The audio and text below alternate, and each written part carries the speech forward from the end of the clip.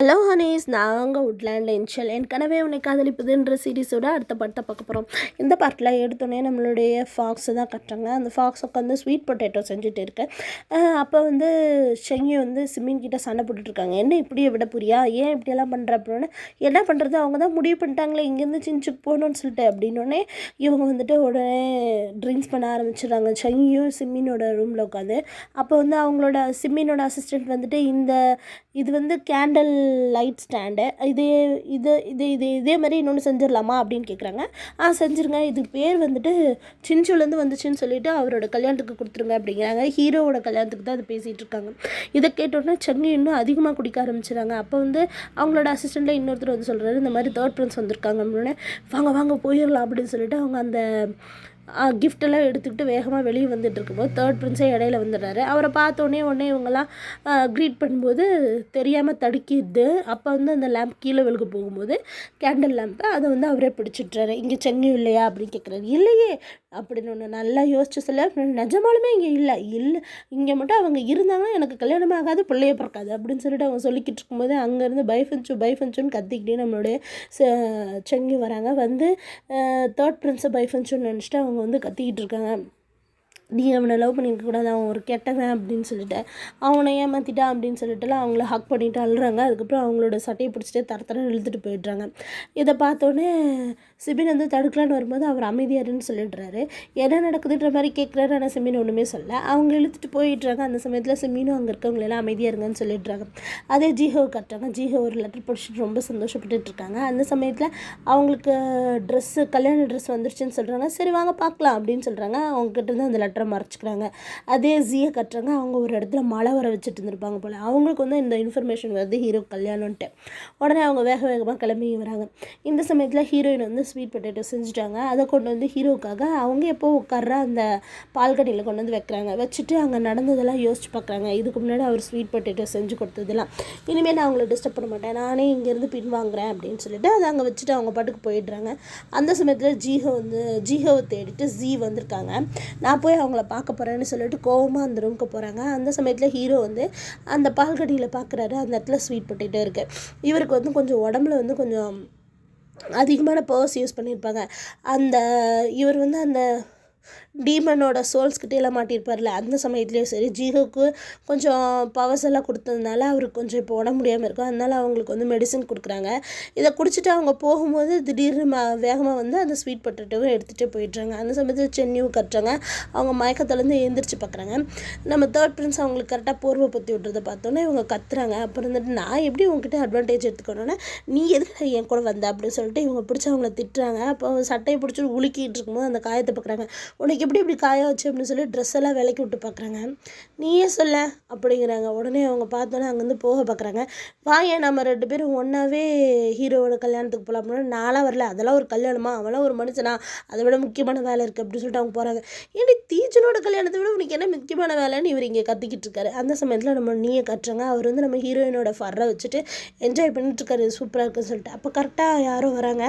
வேறு யாரும் இல்லை, ஜியானும் செங்கியும் சிம்மின் இவங்கெல்லாம் நல்லா ஃபைட் பண்ணி அவங்கக்கிட்ட அந்த ஃபர்ரை வாங்கி போயிடுறாங்க. போகும்போது சிம்மின் என்ன பண்ண இங்கே செம்மையாக ஃபைட் பண்ணிட்டுருக்காங்க. சிம்மினுக்கு தான் ரொம்ப கோவம் இருக்கும் போல். அதனால் நல்லா போட்டு நீயே வெளுத்து விடுறாங்க. அந்த சமயத்தில் நம்மளுடைய ஃபோர்த் அங்கிளையும் கிராண்ட்பாவையும் தான் கட்டுறாங்க. அவர் போட்டு வறுத்துக்கிட்டு இருக்காரு பைஃபன்ஸோட கிராண்ட்பா. உன்னால தான்டா, ஏன்னா நீ எல்லாம் அவளை பார்த்துக்க மாட்டேங்கிற, உன்னை நம்பி தானடா விட்டுட்டு போனாங்க அப்படின்னு. ஒன்றும் இல்லைப்பா, வந்துடுவாங்க இருங்கப்பா அப்படின்னு சொல்லிட்டு. அதே சமயத்தில் ஆலிக்குட்டியை கட்டுறாங்க. ஆலிக்குட்டி நல்லா வளர்ந்துட்டான். அவன் ஒரு பூக்கொத்தெல்லாம் எடுத்துகிட்டு வரான். இது யாருக்கு அப்படின்னா பைஃபன்ஸோ அக்காவுக்கு தான் அப்படின்னா பிடிச்சிட்டாரு அவரையும். சின்ன பசங்களெல்லாம் சின்ன வயசுல நான் ஒழுங்காக பாடம் கற்றுக் கொடுக்காதனால தான் பெருசானோன்னா குறும் பண்ணுறீங்க, வாடா அப்படின்னா. ஐயோ தாத்தான மன்னிச்சிருங்க, இனிமேல் நான் அப்படி செய்ய மாட்டேன்னு சொல்லிட்டு இருக்க தூக்கிட்டே போய்ட்டுறாரு. இங்கே இவங்கெல்லாம் நல்லா பிடிச்சி வெளுத்துடுறாங்க. நீ அந்த சமயத்தில் அவர் சேர்த்து வச்சிருந்த ஃபர்ரையெல்லாம் சிம்மின்னு எரிச்சிடுறாரு. அதனால் நீக்கு ரொம்ப கோவம் வந்துடுது. அவங்க நம்மளோட பைஃபன்ஸோட ஃபர்ரையும் வாங்கிட்டு போய்ட்றாங்க. வாங்கிட்டு நம்மளுடைய ஸ்கை கிங்டமோட என்ட்ரன்ஸ்க்கு வந்தோன்னே அவர் நம்மளுடைய ஜியான்னு சொல்கிறாரு, பைஃபன்ஸோ என்கிட்ட அனுப்பிச்சி வச்சுருங்க, நான் பார்த்துக்கிறேன், இங்கே உன்னால் சரியாக பார்த்துக்க முடியாது அப்படின்னு சொல்லிட்டு சரின்னு சொல்லிட்டுருங்க. ஆனால் நான் போய் பைஃபன்ஸோ விட்டு வந்துடுறேன், நீ போய் அந்த கல்யாணத்தை அட்டன் பண்ணுமான்னு செங்கிட்ட சொல்லிட்டு போகிறாங்க. செங்கியும் உள்ளே வரதோட தேர்ட் பிரின்ஸ் அவங்களோட உட்காந்துக்கிறாரு. செங்கியும் சும்மா இருக்காமல் ஹீரோ கிட்டே கேட்குறாங்க, அவங்களோட குட்டி ஃபாக்ஸ் எங்கே போச்சு அப்படின்னு சொல்லிட்டு. குட்டி ஃபாக்ஸ் வந்து கொஞ்சம் குறும்பு பண்ணுதுன்னு சொல்லி நான் தான் உள்ளே வச்சுருக்கேன், அப்புறமா உனக்கு நான் காட்டுறேன் அப்படின்னு சொல்கிறாரு. உடனே தேர்ட் பிரின்ஸ் அங்கேருந்து இழுத்துட்டு வந்து ஏமா இந்த மாதிரி பிரச்சனை பண்ணுறேன் அப்படிங்கிறாங்க. நான் எங்கேயா பிரச்சனை பண்ணுறேன், உண்மை தானே கேட்குறேன் அப்படின்னு சொல்கிறாங்க. அப்புறம் வந்து சரி விடுமா அப்படின்னு இவங்க தள்ளி விட்டு முடியா என்ன முதல்ல அப்படின்னு சொல்லிட்டு அவங்கள காலை மிதிச்சு விட்டு அங்கேருந்து போகிறாங்க. அப்படி போகும்போது நீ வந்து என்னை ஹியூமன் வேர்ல்டில் காப்பாற்றுனதுக்கு நன்றி, ஆனால் நான் இது ஒரு நன்றி கடனாக தான் வச்சுக்கிறேன், நீ ஒரு ட்ரிக்கெல்லாம் யூஸ் பண்ணிட்டு என்கிட்ட வர்றதா நீ நினச்சி கூட பார்க்காத அப்படின்னு சொல்கிறாங்க. அப்போ வந்து நம்ம தேர்ட் பிரின்ஸை கட்டுறாங்க. நான் அப்படியெல்லாம் நினைக்கவே இல்லை, நான் உன்னை மனசார விரும்புகிறேன்ற மாதிரி அவர் அப்படியே கண் கலங்கி பார்த்துட்ருக்காரு. உண்மைதான் போல். அப்போ சின்சுக்கு வந்தாச்சு. அந்த இடத்துல பேர்டு உட்காந்துட்ருக்கு. நம்மளுடைய ஹீரோயினை பார்த்தோன்னா அவங்க வேகமாக ஓடி வராங்க. அப்போ சிம்மின் வந்து சொல்கிறாரு உன் காயத்தை நான் சரி பண்ண வேண்டாமான்னு. இல்லை அதுவே சரியாகட்டும் அப்படிங்கிறாங்க. அந்த சமயத்தில் ஜியான் வந்துடுறாரு. அப்போ ஜியான் வந்தோடனே இவங்க வந்து ஜியான் வந்து கேட்குறாரு ஏதோ ஃபர்ரெல்லாம் திருடிட்டு போயிட்டாங்களாமே அப்படின்னா. இல்லை இதுக்கும் ஹீரோக்கு எந்த சம்மந்தமும் இல்லை, நான் தான் தெரியாமல் அதை பண்ணிட்டேன் அப்படின்னு. அப்போ இப்படி காயப்பட்டுட்டு வந்திருக்கேன் அப்படின்னா இதுவும் அவருக்கு தெரியாது, அவர் என்னை விரும்பவே இல்லை, அவர் என்னை பெட்டாக தான் வச்சுருந்தார் அப்படி சொல்ல அழுகவும் ஜியானுக்கே மனசுக்கு ரொம்ப கஷ்டமாக போயிடுது. அப்புறம் வந்து அவங்களோட காயங்கள் எல்லாத்தையும் சரி பண்ணி விட்டுட்டு அவங்களுடைய பர்த் மார்க்கையும் வர வச்சுறாங்க. சரிவா நம்ம இதுக்கப்புறமா தெரிஞ்சுக்க, அவன் பின்னாடி இனிமேல் போகாத அப்படின்னு சொன்னோடனே சரின்னு சொல்கிறாங்க. சரிவா முக்கியமான ஒரு விஷயம் இருக்குது, அதை நம்ம போய் செஞ்சுட்டு வந்துடலான்னு சொல்கிறாங்க. அதே நீயே கட்டுறாங்க. நீ ரொம்ப கோவமாக இருப்பார் போகிற. அந்த வில்லியை வந்து கத்தியால் குத்தும் போது 2 சொட்டு ரத்தம் வந்து ஸ்கை கிங்டம்லேயும் டீமன் கிங்டம்லேயும் ஒவ்வொன்றா விழுந்தது இல்லையா. இந்த இடத்துல இதை தான் பாதுகாத்துட்டு இருந்திருக்காங்க. அங்கே வந்து நேராக நீ வந்து நான் அவங்கள காப்பாற்றணும், என்ன பண்ணணும்னு சொல்லுங்கள் அப்படின்னு சொல்லி கேட்க வில்லி வந்துட்டு என்ன புதுசாக இருக்குது, என்ன வேணும் அப்படின்னா இந்த மாதிரி அவங்க ஓவராக பண்ணுறாங்க அப்படின்னு. சரி நான் வந்தேன்னா நீ தான் அரசனாகுவ, நீ போய் சோல் லாக்கிங் ஜேடை வந்து ஸ்டோனை வந்து கண்டுபிடினா அது உடஞ்சிருச்சேன்னு ஹியூமன் வேர்ல்டில் ஒன்று இருக்குது அதை போய் தேடு அப்படின்னு சொல்கிறாங்க. அவரும் சரின்னு சொல்லிட்டு போகிறாங்க. அதே இங்கே ஹீரோவோட கல்யாணத்தை கட்டுறாங்க. எல்லாம் ஆர்வமாக காத்துட்டு இருக்கும்போது பல்லக்கு வருது. ஏன் இன்னைக்கு கல்யாணம் கொஞ்சமாக சிரி அப்படி சொல்லிட்டு தேர்ட் பிரின்ஸ் சொல்லவும் என்ன அப்படி சொல்லிட்டு அவர் நக்கலாக ஒரு லுக்கை விட்டு திரும்பிக்கிறாரு. உடனே வந்துட்டு பல்லக்குலேருந்து ஒரு பொண்ணு இறங்கிறாங்க. ஆனால் அதுக்குள்ளே முகமூடியை போட்டுட்ருக்க ஒருத்தங்க அந்த பொண்ணை கடத்திட்டு போக பார்க்குறாங்க. பார்த்தா தேர்ட் பிரின்ஸ் வந்து தடுக்கிறாரு. பார்த்தா அந்த மேலே போட்டிருந்த அந்த வேல் கீழே விழுந்துருது. யாருன்னு பார்த்தா நம்ம ஜியை பார்த்தோன்னே எல்லோரும் ஷாக் ஆகிடுறாங்க. அந்த சமயத்தில் சரி அங்கே முகமூடி போட்டிருக்கிறது யாருன்னு பார்த்தா அது வந்து யானை. உடனே ஜியை கூட்டிகிட்டு வந்து தயவு செஞ்சு எங்களை மன்னிச்சிருங்க அப்படின்னு சொல்லிட்டு ஹீரோ கிட்ட மன்னிப்பு கேட்கும்போது பிரதர் அப்படின்னே மரியாதையாக தீஜுன்னு கூப்பிடு அப்படின்னு சொல்லிடுறாரு. அப்புறம் உடனே கிங்கை கூட்டிகிட்டு வராங்க. இந்த மாதிரி கல்யாணத்தை ஒழுங்காக நடத்தலைன்னு சொல்லிட்டு தேர்ட் பிரின்ஸ்க்கும் ஜீக்கும் சேர்த்து பனிஷ்மெண்ட் கொடுத்து விட்டுறாங்க. அதுக்கப்புறம் நம்மளுடைய ஜீயோட மனசில் நினச்சி பார்க்குறாங்க. அன்றைக்கி சண்டை போகிறதுக்காக இவங்க வந்திருக்கும்போது இவங்க வந்து அவங்க கார்டியனோட இருந்திருப்பாங்க ஜீகை. அப்போ வந்து அவங்க என்ன பண்ணியிருப்பாங்கன்னா இனிமேல் எனக்கு இந்த கல்யாணம் வேணாம், நான் இங்கேருந்து ஓடி போகிறதுக்கு தான் இதை பண்ணுறேன் அப்படின்னு சொல்லிட்டு அவங்க சொல்லியிருப்பாங்க. அப்போ வந்து ஜீ வந்து என்ன சொல்லியிருப்பாங்கன்னா உனக்கு கல்யாணம் வேணாம், ஆனால் தீஜனோட கல்யாணத்தை காமெடியாக நடக்க நான் விட மாட்டேன், நான் அந்த கல்யாணத்தை செஞ்சுக்கிறேன் அப்படின்னு அவங்க சொல்லிட்டு தான் இந்த இடத்துக்கு வந்திருப்பாங்க. இப்போ பேலஸில் எல்லோரும் இதை பற்றி தான் பேசிகிட்டு இருக்காங்க. சிமின் கூட வந்து அந்த இடத்துல இருக்கார். எல்லோரும் வந்து இப்படி பேசிகிட்டு இருக்கும்போது நம்மளுடைய ஷூ வந்து மன்னிப்பு கேட்குறதை செஞ்சு எங்களை மன்னிச்சிருங்க அப்படின்னு சொல்லிட்டு அப்போ யானை கூட்டிகிட்டு வராங்க. அவங்கள கைது பண்ணியிருக்காங்க. அவர் வந்துட்டு எவ்வளோ தைரியம் தான் நம்ம பிள்ளையக்கான நீ அவன்கிட்ட மன்னிப்பு கேட்டுட்டு இருப்ப அப்படி சொல்லும்போது கிங் வந்துட்டு ரொம்ப கோவப்பட்டுடுறாரு. அப்போ வந்துட்டு இவர் என்ன தைரியம் இருந்தால் இப்படி பேசுவா அப்படி சொல்லி கேட்டுட்டு இருக்கும்போது திடீர்னு பார்த்திங்கன்னா ஒரு வால் வந்து அவர் அப்படியே லாக் பண்ணிடுது. எல்லோரும் பயந்துடுறாங்க. வேறு யாரோட நம்ம ஹீரோ. அப்போ வந்து நம்ம ஷூவே பயந்துட்டு தான் பார்க்குறாரு. அப்போ வந்து ஹீரோ வந்து அப்படியே தாண்டி வரும்போது அப்புறம் அப்படியே ஃபுல்லாக யானை வந்து ரிலீஸே பண்ணி விட்றாரு. நீ என்னை ரிலீஸ் பண்ணால் அவன் தேங்க்யூ சொல்லுவேனாடா அப்படின்னு ஒரு லுக்கு தான் விட்றாரு. அமைதியாகிறாங்க. அப்போ வந்துட்டு இந்த பிரச்சனையில் உங்களுக்கு எந்த விஷயமும் சம்மந்தம் இல்லை, சரி நீங்கள் போங்க அப்படின்னு சொல்லிடுறாங்க. நம்ம ஷூவும் யானும் அங்கேருந்து கிளம்பி வந்துடுறாங்க. அப்போ கிங்கு கேட்குறாரு உனக்கு எந்த பிரச்சனையும் இல்லையா, நாங்கள் வந்து இதில் தலையிட வேண்டாமா அப்படின்னு சொல்லும்போது அப்புறம் நம்ம ஹீரோ வந்துட்டு இது ஏன் பிரச்சனை, பர்சனல் மேட்டர் தான், இதில் நீங்கள் தலையிட வேணாம், நானே பார்த்துக்கிறேன் அப்படின்னு சொல்லிட்டு அதே சமயத்தில் இங்கே கோஸ்ட் வேர்ல்டுக்கு வந்தோடனே யான் வந்து நம்ம ஷூவை பிடிச்சி திட்டாரு. அப்போ வந்து ஷூ கிட்ட வந்து சொல்கிறாங்க அப்படியெல்லாம் பேசாதடா, இருந்தாலும் நாம் பண்ணது தானே தப்பு, நம்ம பிள்ளை தான்டா காணாம போயிருக்குது அப்படின்னு சொல்கிறாங்க. போடா அப்படி சொல்லிட்டு அவர் போட்டு போகிறார். என்னடா பேசுகிற போடா அப்படின்னு அவர் போயிடுறாரு. அதே வந்து அவங்களோட அசிஸ்டண்ட் வந்து கம்ப்ளைண்ட் பண்ணுறாங்க இந்த மாதிரி கார்டியனையும் காணோம் அப்படின்னு சொல்லிட்டு. அப்போ இவங்க 2 பேரும் பிளான் பண்ணி தான் அதை செஞ்சுருக்காங்கன்னு சொல்லிட்டு ஷூ வந்து யோசிச்சுட்ருக்காரு. அந்த சமயத்தில் ஹீரோ கிட்ட வந்து நம்மளோட அசிஸ்டண்ட் வந்து சொல்கிறாங்க இந்த மாதிரி தேர்ட் பிரின்ஸ் வந்து ரொம்ப கோவமாக அவங்கள திட்டினாரு, அவங்க எப்படி திட்டினாரோ அதே மாதிரி செஞ்சு காட்டுறாங்க. அப்போ அவர் பார்த்துட்டு இது உனக்கு கிடைச்ச பனிஷ்மெண்ட்டு நான் நினைக்கிறேன் அப்படின்னு சொல்லிட்டு சிரிச்சுட்டே போகிறாரு. நீ உன் கொடுத்த வேலையை முடிச்சிட்ட அப்படின்னு சொல்லிட்டு அதே மாதிரி அந்த பொண்ணையும் கொண்டு போய் செட்டில் பண்ணிடுன்னு சொல்கிறாங்க. பார்த்தா இவங்க தான் எங்கேயோ ஒழிச்சு வச்சுருப்பாங்கன்னு நம்ம ஜீஹவை அங்கே கொண்டு வந்து கார்டியன் கிட்டே கொடுத்துட்றாங்க. அப்போ வந்து அவர் வந்து அவங்களுக்கு தேவையான பவர்ஸ் எல்லாம் கொடுத்து அவங்கள சரி பண்ணதெல்லாம் நினச்சி பார்த்துட்டு நான் அவங்களுக்கு நன்றி கடன் பட்டிருக்கேன்னு சொல்லிட்டுருக்காங்க. அதே சமயம் ஹீரோ கட்டுறாங்க. அவர் ரொம்ப டயர்டாக இருக்கார். மருந்து கொடுக்குறாங்க. அவர் குடிச்சிட்டு ஜீஹவை இனிமேல் காப்பாற்ற முடியாதா, ஜீயை வந்து இனிமேல் காப்பாற்ற முடியாதான்னு கேட்குறாங்க. காப்பாற்ற முடியாது, அவள் இனிமேல் இங்கே வரமாட்டா அப்படின்னு சொல்கிறாங்க.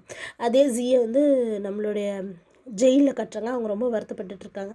அதே வந்துட்டு நம்ம ஜீஹோவும் நான் அவங்களோட கார்டியனும் நின்று பேசிகிட்டு இருக்காங்க. அப்போ வந்து அவங்க சொல்கிறாங்க, ஏன்னா தான் நான் அவருக்கு நன்றி கடன் பட்டிருந்தாலும் நாம் வந்து திரும்ப அதை செலுத்திடணும் அப்படின்னு சொல்கிறாங்க. இவங்க வந்து ஃபெய்யிங் மலைன்னு ஒன்று இருக்குது, அந்த இடத்துல தான் போக சொல்லியிருக்காங்க. இவங்க 2 பேர் பயணம் பண்ணிட்டு போய்கிட்டு இருக்காங்க. அந்த சமயத்தில் ஒரு இடத்துல இந்த பொண்ணு உட்காந்து தண்ணி குடித்த இடத்துல பார்த்திங்கன்னா அங்கே ஒரு ட்ரேசர் மாதிரி இருக்குது. அந்த இடத்த வச்சு தான் இவங்களை தேடி அவங்க அண்ணன் வந்துக்கிட்டு இருக்காங்க. அதே இவருக்கு நம்ம ஹீரோவுக்கு மருந்து கொண்டு வந்து கொடுக்குறேன் நம்ம அசிஸ்டண்ட். அந்த சமயத்தில் நான் அவங்கக்கிட்ட ஒரு முக்கியமான விஷயம் சொல்லணும் அப்படின்னு, என்ன அப்படின்னு, இந்த மாதிரி ஃபாக்ஸை காணாமல் போயிடுச்சு, ரொம்ப நாளாகவே இல்லை அப்படின்னோடனே இவர் ஷாக் ஆகிட்டார். ஏன் இதை முன்னாடியே சொல்ல அப்படின்னு சொல்லிட்டு கேட்டுட்டு அவங்க வேகமாக அங்கேருந்து வராங்க. அப்படி வரும்போது ஃபாரஸ்ட்டுக்குள்ளே போகிறாங்க. போயிட்டு அந்த ஃபாரஸ்ட்டுக்குரிய லார்ட்ஸ் எல்லாம் இருப்பாங்கள்ல, அவங்க எல்லாரையும் சம்மன் பண்ணி இந்த மாதிரி எனக்கு ஒரு ஃபாக்ஸ் வேணும், அதை போய் தேடுங்க அப்படின்னு சொல்கிறாங்க. அவங்களும் போய் தேட போகிறாங்க. இங்கே வந்து நீயே பார்த்தீங்கன்னா அவர் வந்து அவர் உட்காந்து யோசிச்சுட்ருக்க சமயத்தில் நம்ம திடீர்னு ஜியான் வராரு. என்னடான்னு பார்த்தா நம்ம பைஃபுஞ்சை கூப்பிட்டு வந்திருக்காங்க. அவங்க 2 பேரும் செம்மையாக ஃபைட் பண்ணிட்டுருக்காங்க. அவர் தான் சொன்னார் நீ முடிக்க வேண்டிய ஒன்று இருக்குன்ட்டு. அதனால தான் அவங்க அப்படி ஃபைட் பண்ணும்போது ஜியான் வந்து சப்போர்ட் உடனே எவ்வளோ தைரியம், நீங்கள் வந்து சீட் பண்ணுறீங்க அப்படின்னு சொல்கிறாங்க. அப்போவும் அவர் எதிர்த்தே நின்று பேசிகிட்டு இருக்கவும் ஜியான் அவரோட பவர்ஸ் மூலயமா நம்ம ஹீரோயின்ட்ட மன்னிப்பு கேட்க வைக்கிறாங்க. அதெல்லாம் முடிச்சுட்டு நேராக அவங்களோட சின்ச்சுக்கு வந்தோடனே எல்லா பிரச்சனையும் முடிஞ்சிருச்சுன்னு நினைக்காத, இனிமேல் தான் பிரச்சனையே ஆரம்பிக்குது. உங்கள் தாத்தா உங்கள் அங்கிளையும் ஆளையும் போட்டு வறுத்தெடுத்துட்டு இருக்காரு, வா ஃபஸ்ட்டு போய் நம்ம அவங்கள பார்க்கலாம் அப்படின்னு சொல்லிட்டு வராங்க. அதே மாதிரி ஆளி உட்காந்து படிச்சுட்டே இருப்பான் போல அன்னையிலேருந்து. இவங்க ரொம்ப டயர்டாக இருட்டான். உடனே இவங்கெல்லாம் வந்தோன்னே ஆளி வேகமாக வந்து ஹக் பண்ணிக்கிறான்.